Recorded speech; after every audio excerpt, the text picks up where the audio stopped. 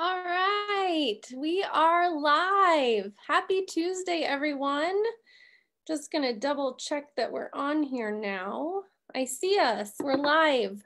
We're so happy you're joining us tonight. I have to tell you that this conversation with CAGT is one of the ones I've been most excited to host. We have Jonathan Mooney with us tonight, and I'm going to introduce him in just a second. But I also wanted to remind you that our virtual conference is next Monday and Tuesday. It's not too late to join us if you've been undecided or not sure. Schedules are changing. Schools are changing, virtual, in-person, maybe you couldn't plan ahead. It's not too late. We would love if you want to join us to register by Friday at noon, so we make sure we can get you all the information you need to get logged into our platform, and you can do things smoothly so that Monday morning you're ready to go. So please still register for our conference. You can go to our website, coloradogifted.org. Sign up there. You can join us for conference. Again, if you can't join us Monday and Tuesday, we'd still love to have you register because you have access to all of our recorded sessions until January of 2021. So we're really excited about that. So it's a few minutes after 5, so let's get started. We have with us tonight Jonathan Mooney, who is a writer, speaker, and activist. His work has been featured all over major networks and major publications. He continues to speak across the nation about neurological and physical diversity. He has several books he's published, including one called Normal Sucks, another one, The Short Bus, and the last one, Learning Outside of the Lines. We're so excited to have him with us tonight, so please help me welcome Jonathan Mooney here with us tonight. Hi. Hey, everybody. We're glad to have you here with us. Yeah, I'm excited to be a part of it. Thank you. The exciting part about Jonathan Mooney is you get to hear a little bit from him tonight, but he's also one of our keynote speakers for conference coming up next week. He's our last speaker of the conference. We saved the best for last, so you're not going to want to miss that. You can hear more from him next week if you're registered to attend with us. So we have some questions for you, and we're just going to have a candid conversation about all the things. We're not sure kind of everyone's knowledge who's joining us, how much they know of you and your work or not. So I thought maybe we could start with some basics. We know that as a child, your teachers and peers, you dealt with this notion that you were called stupid. They said that to you and I guess your mom also. And how did this impact you? And how have you used that in your life now and your success that you've had?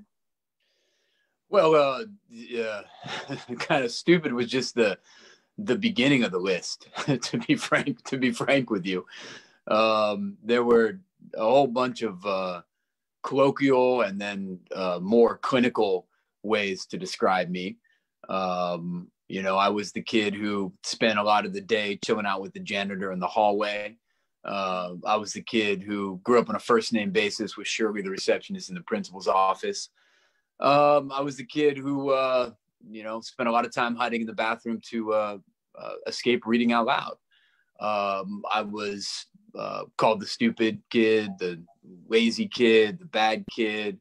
And eventually I became the special ed kid diagnosed with a whole continuum of language-based learning disabilities, their words, not mine. Attentional dysfunction, their words, not mine.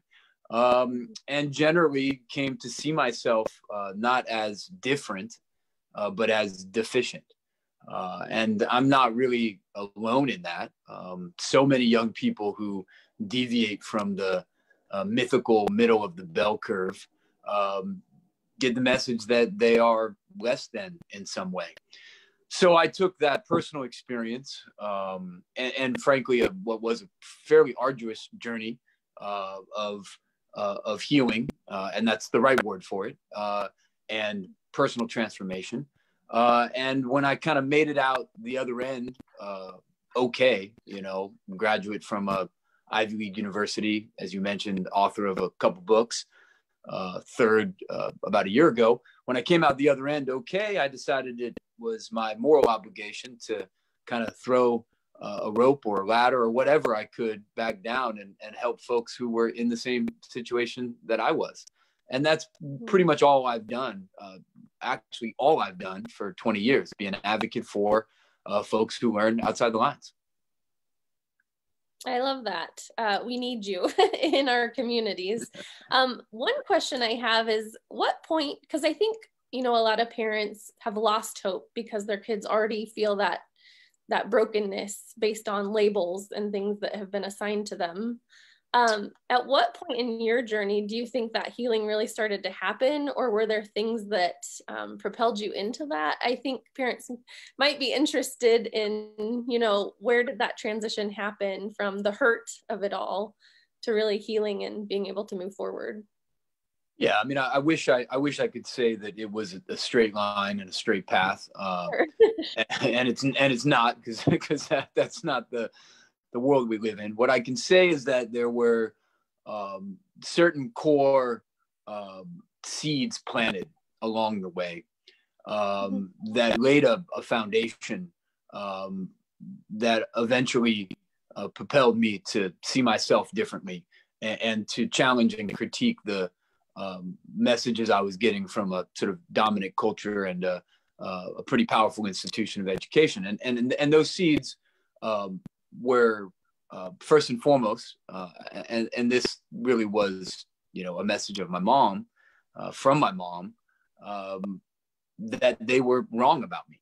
You know, it's hard to resist folks with PhDs talking bad about your kid, you know, and it's hard to sit at the IEP meetings or the 504 meetings or the response to intervention meetings and hear what is often a barrage of really pathology-driven, deficit-based language. You know, I use that language even in introducing myself: attention deficit hyperactivity disorder, language processing disorder.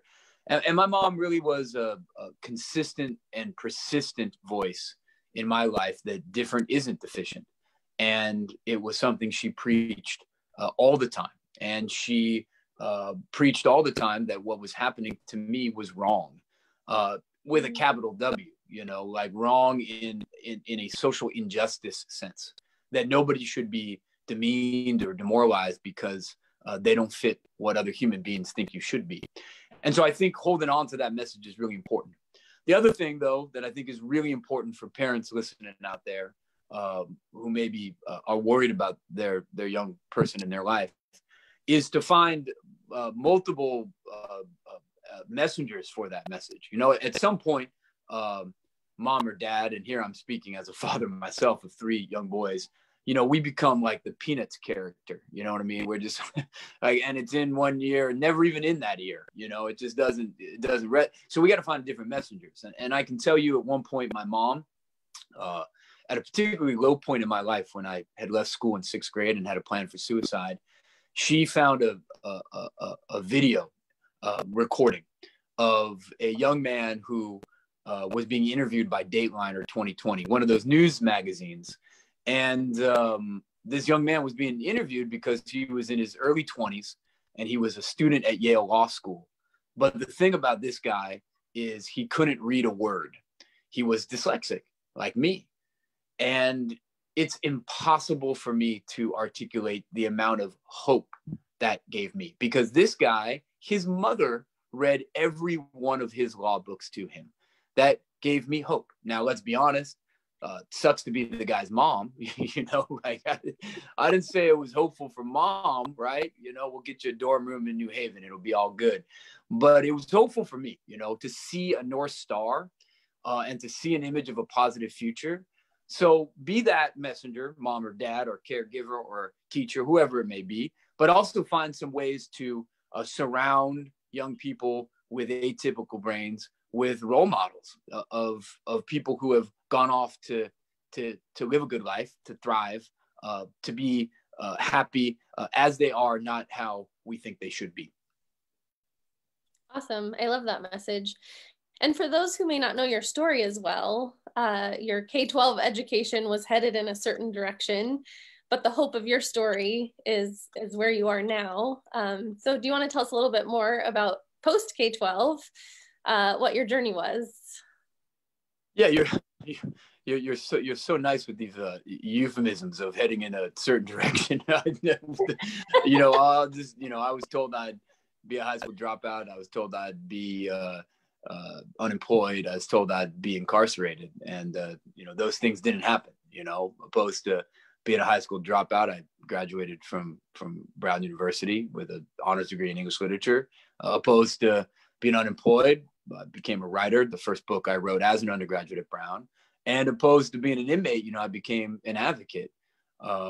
Founded my first nonprofit in my dorm room at Brown almost 22 years ago.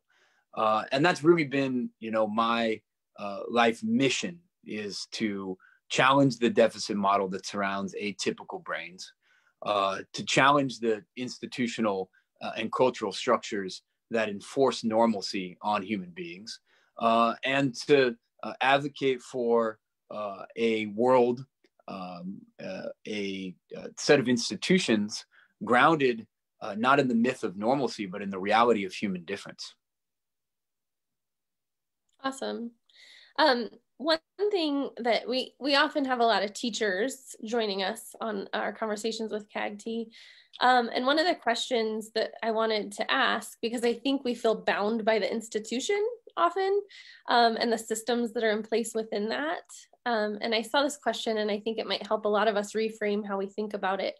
But the question was, you argue we should stop classifying people and start empowering all types of learners to succeed. But sometimes those classification systems were set up to help the student to get them access to a specific type of help. So could you tell us your thoughts around this issue in education? Yeah, I mean, it's a matter of us building on the innovations and the advocacy of the past, but not being stuck in the past. You rightfully note that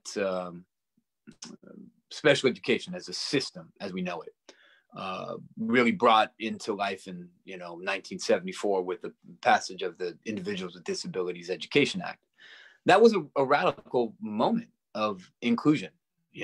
Previously, before 1974, school districts, public school districts, could exclude young people with cognitive and physical differences at their discretion. There was no right to an education for somebody with a atypical brain or body. So that piece of legislation and the subsequent systems and the subsequent professionals that emerged around that was tremendous progress, something for us to be proud of.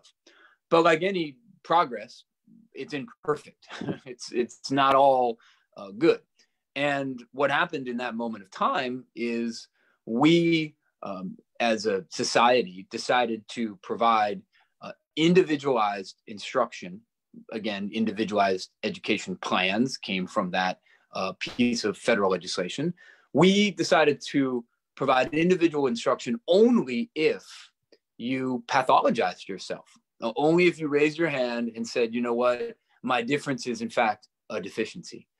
And subsequently, an entire edifice of professionals proliferated to document deficiency, label deficiency, and to then remediate deficiency. So it set in place a system that was pathology-driven, a system that saw different as deficient, and a system in some ways that was fundamentally designed to make the square peg fit the round hole, to fundamentally try to remediate a problem so that kids could so-called be normal. And so I think we all know the unintended consequences of that system. Nobody thrives in life feeling deficient as a human being. Nobody thrives in life when we just fix what's wrong opposed to celebrate what's right. And so the Americans with Disabilities Act, which we're celebrating now, its 30th anniversary, was another moment of profound progress, building off of the good of the past and jettisoning what wasn't working. And that brought into place this notion of accommodations, right? And accommodations may sound like a distinction a difference, but it's in fact a pretty important concept, because accommodation implies that it's the environment that changes, but not the person, right? And the environment changes to include the person. We build ramps to create access for folks with atypical bodies. And that's a profound shift, because it means that our obligation should be to not fix the person, but change the environment. But I advocate for another wave of innovation, because the word accommodation has a little bit of a negative connotation to it, kind of like tolerance. We tolerate something we don't like all that much. Let me put it this way. When my mother-in-law comes to town, I don't celebrate her visit. I accommodate her visit, right? like it's not, it doesn't sound all that good.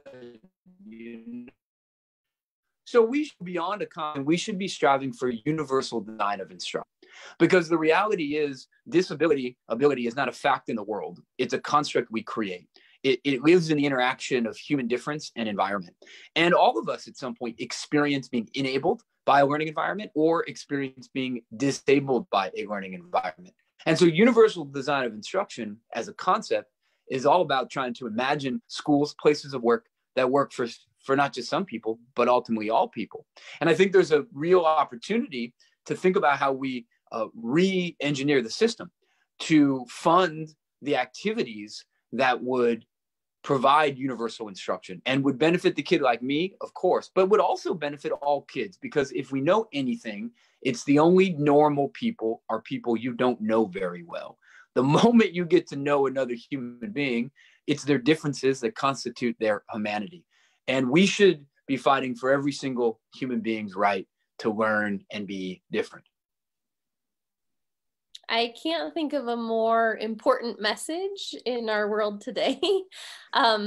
Based on your discussion of the environment, now might be a good time to ask the question that we received from one of our CAGT members. She was interested in knowing, how can we support our students who are diverse, maybe ADHD, in remote learning? We're in a new environment now. A lot of us feel stuck. Do you have any ideas or thoughts on how to help students be successful with our current situation with remote learning? Yeah, I mean, this is hitting home. I mean, as I alluded to, I got 3 boys, school age boys, and we are in remote learning semester number 2 here in Santa Monica, California. And I certainly see the friction points for folks. I understand why we're in the situation we are in. I think it's appropriate public policy in the short term. I don't think it can be a long-term solution to education. I think if we know anything about learning, it's a human endeavor. It's not about disseminating content. It's about facilitating connection with another human being, and about meeting that person where they are and using learning as a transformative experience opposed to an experience about facts and figures. And I think we all know that and need to be responsibly advocating for a return to the highest aspiration of what education should be, can be, and what we know it ought to be for young folks. Now, to that question of, that's all well and good, but here's where we are right now. What do we do? What do we do? Well, for a young person like me, a couple things. I think one of the things that a shift to remote learning has exposed is how little content dissemination, how little time it takes to do that work.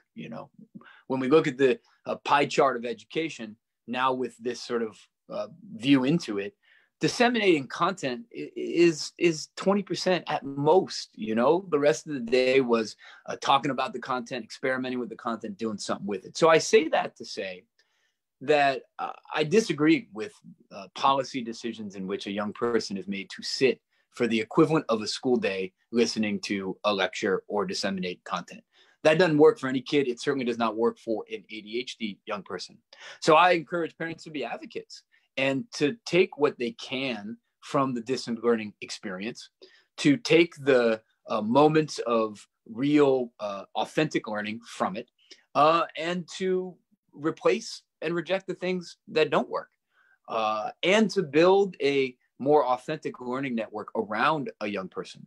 One of the things that we know more than ever about folks with atypical attention spans, commonly referred to as ADHD, is that when you get bored, you're gone. And boredom, and I think this is really important for us to understand and unpack, boredom for a student with the neurological wiring I have, boredom for a gifted student is a physical pain. You know, one of the things that I've learned in my travels talking with young people is it actually pains them. It's not, oh, I'm just bored, I don't want to do this. It is a physical irritant to them. And we have to be mindful of that. And we need to make sure that we are offering high stimulus experiences for students with atypical attention spans and also students who gifted behavior. We need to make sure that students aren't sitting in front of a Zoom call for 20 minutes. They should be sitting for 5. They should be empowered to put on some earphones and watch the Zoom as they pace around the house. They should be empowered to pursue active learning. We know that young folks who move, like I do in school, bouncing my foot, doing all that stuff. Here I'm playing with this little fidget right now as I sit in front of this Zoom thing. We know we do it because it helps us pay attention. It actually activates physical motor memory that facilitates learning. So let's embrace that neuroscience. Let's reject the idea that every kid should sit in front of a Zoom call for the equivalent of a school day. And let's augment the Zoom offering or digital offering with authentic learning experiences that are interest-based and high stimulus. Because the difference between a bored kid and an intrinsically motivated kid, the only difference is what we put in front of them. And it's our obligation to put in front of them things that are intrinsically motivated so that they can thrive. I love that you said it's our responsibility. It's our obligation as the adult to make sure that what we're providing is motivating and exciting for them to learn. Do you have any tips that you're doing with your own boys while they're remote learning to help them make it through a day, because it is our current environment? Just knowing what you know and who you are? Or has it been a struggle for you like the rest of us? Oh, it's been a shit show. I'm not gonna lie to you. You know, like the practicing what you preach is a pain in the ass. No, look, maintain your relationship with your kid. That's all that really matters. You know, in this time, it ain't about the content. Maintain your relationship, and things that get in the way of that should be let go of. You know, that's really all that matters right now. In my school district, Santa Monica, Malibu Unified Public School District here, there were 3 suicide attempts by middle schoolers, 1 successful. This isn't a district of less than 14,000 students. We are on the verge of a monumental youth well-being crisis. You know, it was brewing beforehand. It was there before this. We know that suicide became the second leading cause of death behind automobile accidents for young people for the first time in recorded measurement, according to the CDC, and that's pre-shutdown. So what we need to do is we need to tend to people's emotional well-being. We need to not let the forest get lost in the trees of a math class or some core. We need to tend to people's well-being right now. And that's mental and emotional, and it's also physical. You know, we need to be deeply committed to appropriately and safely facilitating physical activity for young folks, because not only will we see post this an acceleration of the youth well-being crisis, we'll see an acceleration of the obesity crisis that was gripping our country well before this for the past 20 years. So those are the core values that we should hold on to, and it's core values that we should hold on to together, you know, as parents, maintaining and nurturing that relationship, but also as educators, you know, and it's those core values that we should advocate for. You know, let's not forget that this system The people who make decisions around the system are folks that, for the most part, in some form, are beholden to a democratic process. We should vote on these issues. We should advocate at the school board level and beyond around these issues. And we should do it collectively together. Parents and educators all staying focused on the social and emotional well-being of young people during this crisis right now. I love that. I think, you know, like you said, we get so tied to these systems, and it's the only system we know. So we think that's how it has to be. But why does it have to be that way? Let's challenge it. Let's reform it. Let's change it. Now's the time to do it. It's not normal right now anyway.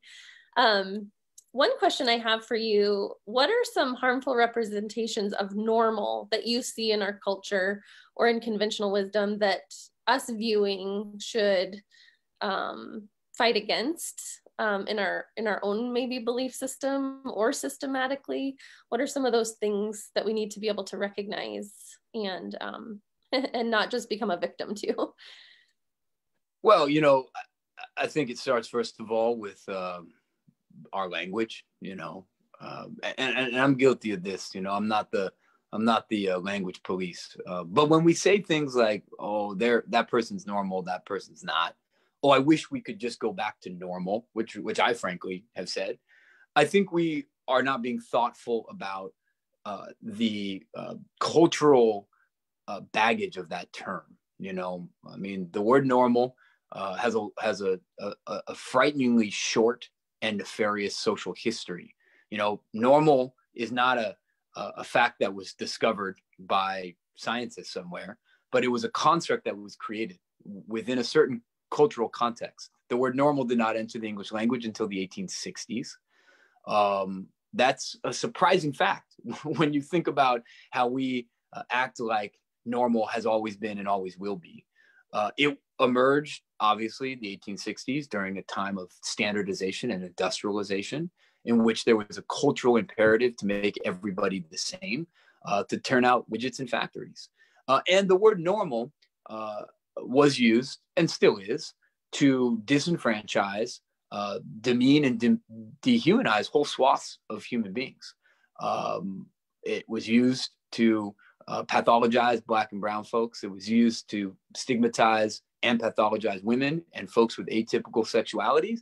And perhaps most nefariously, it was used to essentially marginalize folks with atypical brains and bodies. It was the driver of the eugenics movement, which was a movement that was, its stated goal was to eliminate the world of defectives. That's not my word, that's their word. That's not fringe elements, that's professors at Harvard, that's the US government, that's the Carnegie Foundation, all eugenic supporters.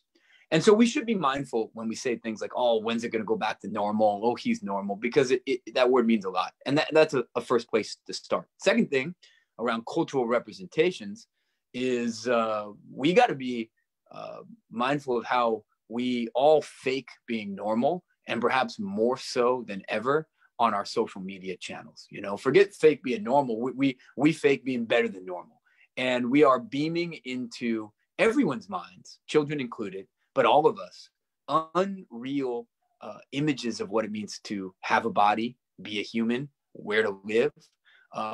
We are creating a simulacrum of human beings in these Instagram and Facebook posts that we curate. So I think we have an opportunity to reject that. I think we have an opportunity to boldly in our own life and in our social media engagements. And we have an opportunity to deconstruct that construct and to reimagine, not a bigger normal, because to have a normal, you always got to have an outside, but to fundamentally argue and share with the world that it's human difference that constitutes our humanity. And that's what we should be putting out in the world. And that's what we should be mindful of and championing in all of our work. That's amazing. We have a couple questions coming in on Facebook based on things that we've talked about so far. So I want to make sure that we get to those. Tamara said, we need to attend to the emotional well-being right now. What does this look like for schools? I think teachers just being stuck on the other side of the screen, and schools in general just feel kind of disconnected probably. Do you have ideas of how they could tend to this for students right now? And I understand that struggle. I really do. I understand that feeling of being disconnected. And I think we're all in the place of imperfect solutions, right? But with that said, even if something is imperfect, we can't let perfect be the enemy of the good. And we need to do good enough, and that just starts partly with asking kids how you're doing, like making your interactions to listen the lived experiences of young people. How are you? How are you doing? Going a step further and creating avenues for expression around how they're doing, whether those be in writing, whether those be in video, whether those be in an artistic medium that then is shared and captured. That needs to be something that we are intentionally pursuing every day, both in our individual interactions, but then in the pedagogy and the curriculum, creating space for young folks to talk about how they're doing in multiple modalities. I think we need to be very mindful of the chat feature on these platforms. It's a statistically proven, empirically proven phenomena that folks say stuff via an anonymous or even a non-anonymous chat feature that they would never say to somebody in person. And I know from personal experience how toxic some of those dialogues can be and how deeply, deeply wounding it can be for students on the other end of that.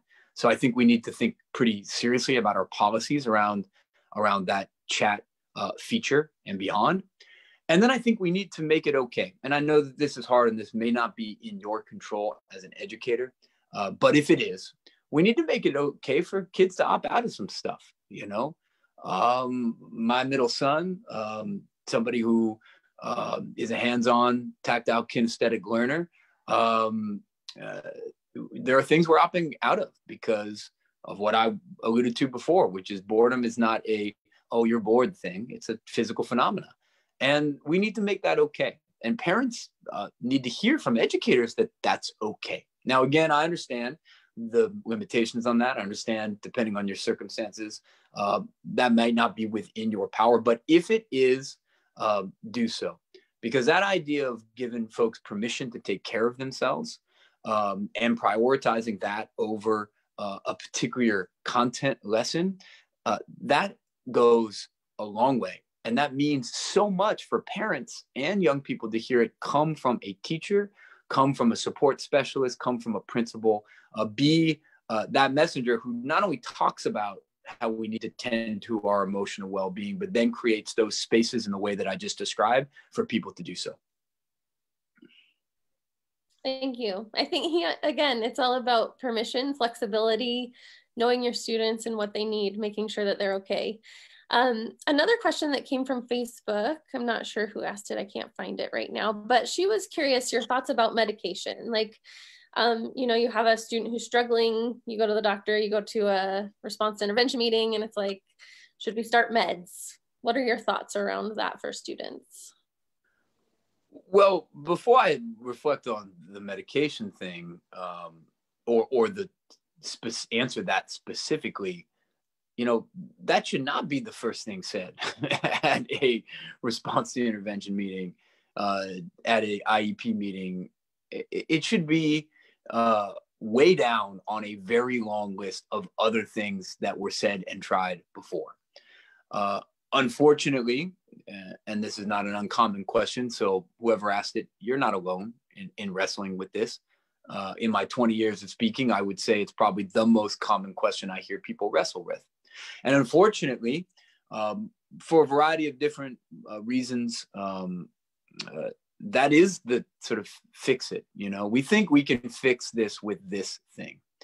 And the reality is, in every empirical study, one published by the New England Journal of Medicine, a aggregate of studies, so a study of studies. Medication is far from a fix-it for depression, for anxiety, for behavior. It is only ever effective in the limited times it is when it's done in combination with other things.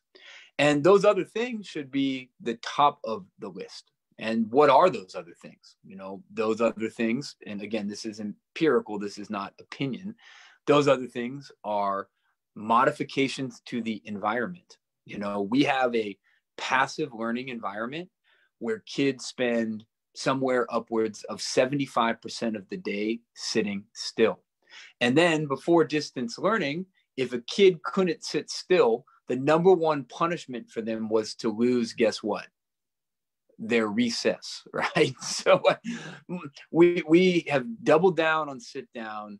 We have a sit and get approach to learning when our approach to learning should be moving and doing, especially for those young folks with atypical attention spans. So let's talk about active learning first.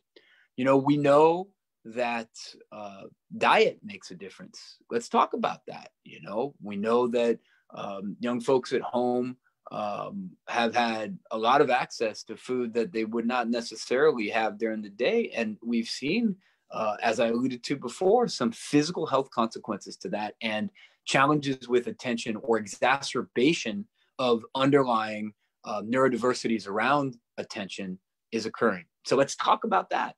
You know, let's also talk about the role of exercise. You know, we know that young folks with atypical attention span not only need to move in learning, but they need to move in general. And that is helpful to their well-being and their mental state. So let's make sure that we're facilitating and prioritizing that. And lastly, you know, empirically shown that mindfulness meditation makes a difference for people with atypical attention span. So that's the top of the list. Let's try all of that. Let's talk about all of that first and foremost. And then there's also a role for medication. But one should know that it's only effective when done in consort with all of those other things on that list. And it is not a cure. And it's really disingenuous when it's been presented that way.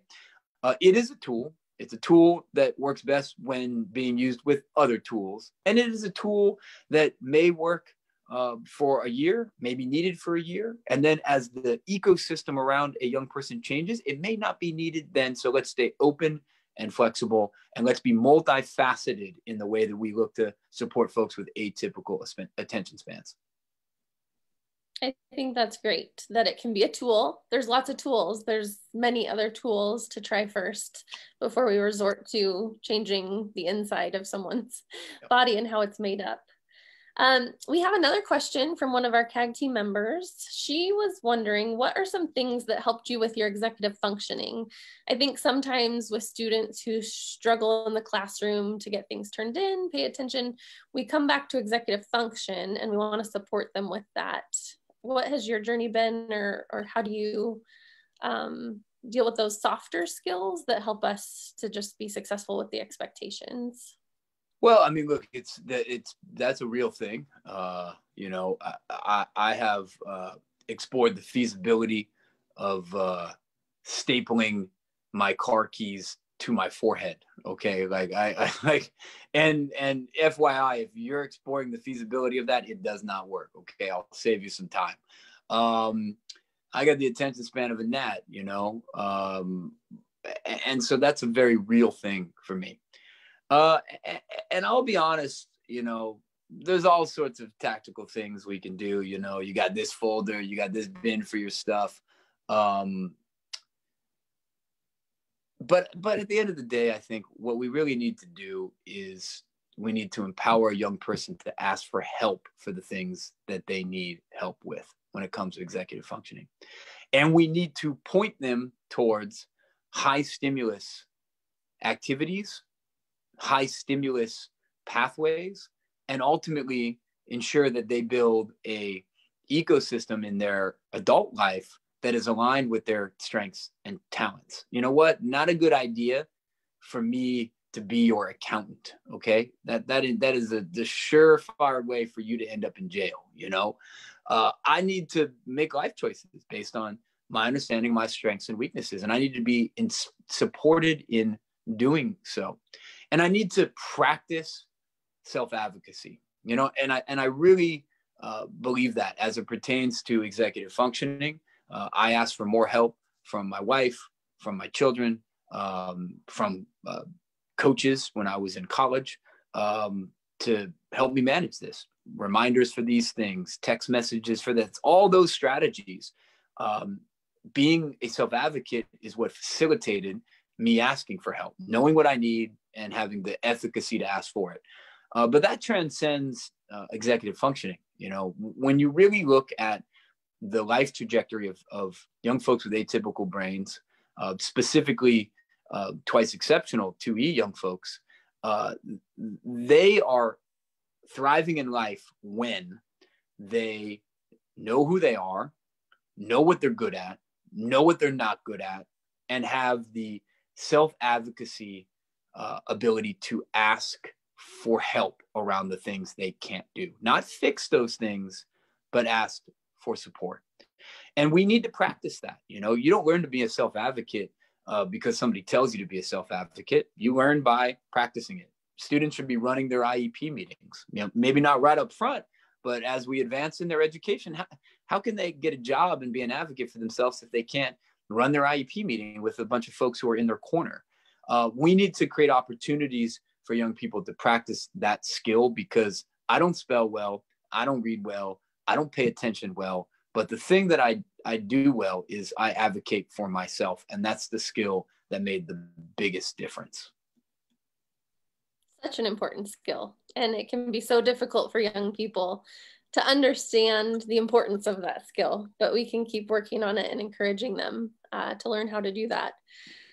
Going in a different direction from one of our viewers, Terry Bradley wanted to know, how do we get kids to not bully other kids with atypical brains? We've talked a lot about the adult role, teachers and parents, but how could we approach getting peers to understand other peers that may not do things the same way that they do? Well, first of all, we need to be mindful of places in which adults have bullied young people with a continuum of cognitive and physical differences. I had a teacher in second grade named Mrs. C. I've had many, many gifted, brilliant teachers in my life who I celebrate. Mrs. C is not one of those. She would stop class when my foot was bouncing, and she would point at me and she would say, "Hey, Jonathan, what's your problem?" Fast forward to the playground, guess what I heard from other kids? "What's your problem?" It was learned behavior, when we track kids in reading groups, we got the blackbirds and the bluebirds, and then over in the annex trailer building, we got the sparrows. We are signaling which humans are valuable and which humans aren't. When we got the Hall of Great Spellers, when we got the Gold Star behavior charts, we have a whole set of institutional practices that signal which humans are good and which humans aren't, and sometimes put a target on a kid's back. So we need to be mindful of audit those practices and ask ourselves, where is that happening? Where is it not happening? And how can we eliminate those areas in which certain kids are being publicly identified as less valuable and less important, because the bullying comes from that. Another place we need to go as educators, as institutional folks, but all of us, is we need to elevate the conversation around the bullying of students with atypical brains and bodies as a diversity issue. One of the things that I heard as a kid, and one of the things I know many young people hear who are different, they hear, "You're a retard." I think that word retard should be treated as the moral equivalent of a racial slur. But nonetheless, it's tolerated. It's tolerated on campus. It's tolerated in our public culture, in our media. And if the analogous words that we do not tolerate as it pertains to folks with atypical sexualities, Black and brown young people. If those words were said, they would not be tolerated, but retard is. So we need to be consistent with that. And we need to elevate the bullying of folks with atypical brains and bodies as a social justice issue, as an act of discrimination, and not just an act of, oh, that's kids being kids. And that's a policy issue. You know, more often than not, if you go to a corporation's diversity statement, you know, in which they're trying to build a more inclusive workforce, or an institution of higher education, they mention everything but folks with atypical brains and bodies. You know, my alma mater, which I'm proud of and was transformed my life. About 4 years ago, they did a institutional audit around equity and inclusion at Brown University. And it was a multi-million-dollar process, and it had a 200-page report attached to it. And it had hundreds of millions of dollars going to rectifying the findings. In that 200-page report, guess how many times ability status was mentioned? 1. So we don't think of it that way, right? We think of it as pathology, as sickness, as a problem in a person, opposed to a form of human diversity. And so we need to embed that within our diversity processes and procedures. Last thing, because I know I've talked at kind of a systems level, you know, around practices that are happening within institutions and policy. On the day-to-day, one of the most important things you can do as an educator for a kid who has been bullied is find a way to facilitate a different public identity for that young person. Let me give you a really good and concrete example of that. I met a teacher in my travels, and she was wrestling with a very comparable thing, a young boy who was being called stupid and bullied on the playground because he was in the so-called dumb reading group. And she knew that this kid wasn't dumb. She knew this kid was tactilely brilliant and was a builder. And so she decided to have a show your strength day. Every young person had an opportunity to show what they're good at. And she did that because it's the right thing to do for all kids, but specifically for this kid being tormented, it was an opportunity to change the narrative about him. And so this kid came up, he was like 7. And I guess he was just a badass BMX biker builder. He could build these bikes. So he brought his bike up, he took his bike apart in front of his class, and he put it right back together within 10 minutes. All of a sudden, in the school, he wasn't the dumb kid anymore. He was the kid who could take his bike apart, right? His whole public identity shifted in that moment, and the bullying was mitigated. So that was a very concrete action that somebody could take, while we at the same time try to pursue those larger policy and systems change that are necessary. That's such a practical thing that a teacher could do in their classroom tomorrow. It's, you know, we're not changing curriculum. We're just saying, share your strength, bring your strength to school. Let's share it with each other. That's such an easy, practical tool that we could implement quickly. I love that. We're starting to run out of time, but maybe just a couple more questions. One being, maybe there was a teacher who did make a positive difference for you.